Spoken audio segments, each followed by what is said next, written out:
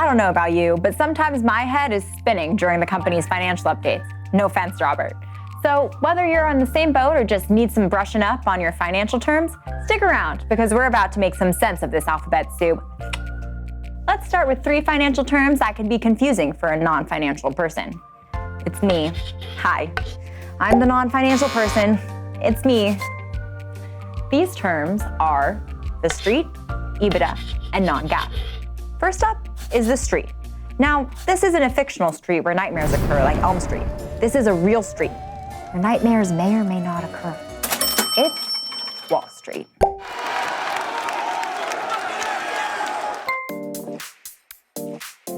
Wall Street refers to the actual Wall Street in New York City, where stocks and bonds are traded.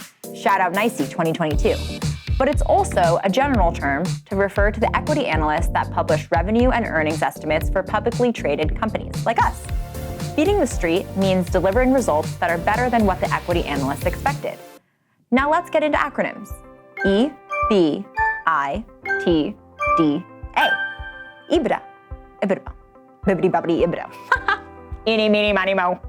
What is the magical string of letters?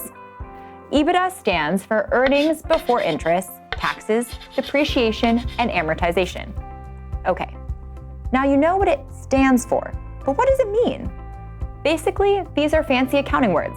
Let me break a couple of them down. Depreciation is the process of expensing the cost of an asset over its useful life. So if we buy a new printer, we pay for the printer up front, but recognize the cost of the printer over its useful life as depreciation expense.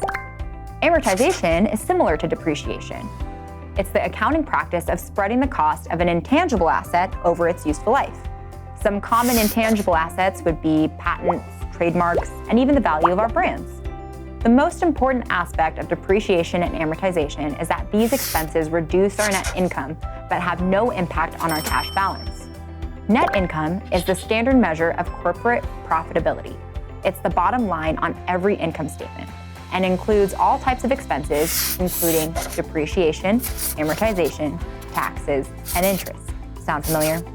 But if you really want to know how a company is doing, EBITDA is a better measure of profitability because it adds back non-cash and non-operational expenses.